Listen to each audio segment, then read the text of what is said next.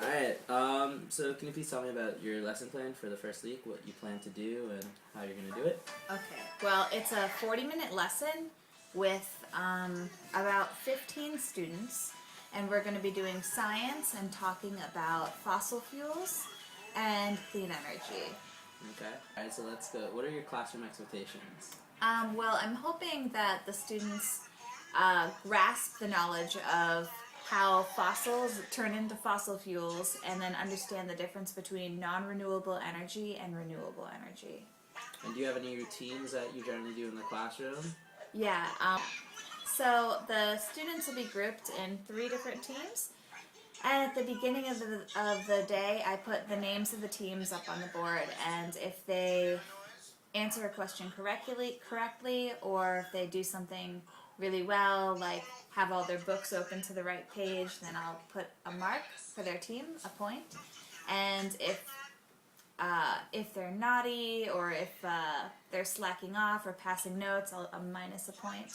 If it turns out to be one student that's the problem and I don't want to punish the whole group, I will just write their name for lunch detention.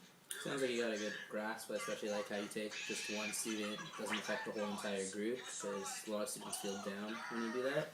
So, you said that your main objective was the fossil fuels and clean energy. Do you have any specific objectives for this individual lesson, or is that for the whole entire unit, or does it broaden out? This is basically just a chapter of a broader unit, but what I really want them to learn today is the difference between non-renewable and renewable fuels, energy.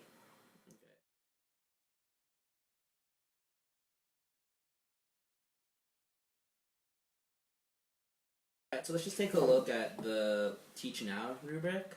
So it says that you have to meet, one of the categories is students' needs. So how are you particularly going to cater to the students' needs?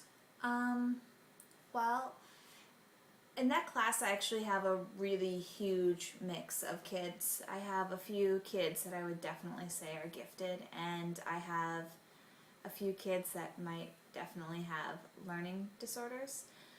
So I try really hard to use differentiation to challenge the more gifted kids with like why questions when we go into discussions, specifically with vocabulary. And I'll hold them to a slightly higher standard of sentence performance too. Like if they give me a vocabulary word that is nation. Our nation is beautiful. I'm like, no, take that up a notch. Why is our nation beautiful? Go on and explain more. For the lower level students, the kids that struggle, I try to keep them engaged by giving them something physical to do a lot of the time. Like sometimes I'll use like whole brain learning and then act out a vocabulary word, and I ask them to follow me and do it with them. And that tends to keep them focused. And It sounds like you have a good grasp of what your students need. Just reminder always, as the rubric says, to be in collaboration, whether that's going to be with your other teachers, because you're not the only teacher for these students and you have a community. So especially since you have a wide array of students that have different needs, you can collaborate with other teachers, and maybe certain teachers focus on this and certain teachers focus on that. And just remember that the collaboration also evolves with the parents. So maybe you can talk to the parents, like maybe they know what their child or what their son or daughter best is able to learn. Maybe they have certain ideas, or maybe they'll work with them at home or something like that. So just maybe keep an open category. What I often like to do with my class is I'll send home like a letter with the students with what the goals of the whole entire unit are and what we're going to do per se. And then maybe the mom writes back or the father writes back or something like that. wow, that's a really good idea.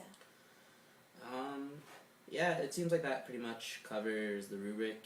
So the collaboration, the student needs, and your lesson seems appropriate for the instruction for the children. Just remember that sometimes it's easier to use, especially because there's students who are lower, it's easier to use lower vocabulary and then work your way up, as opposed to starting high and then working your way down.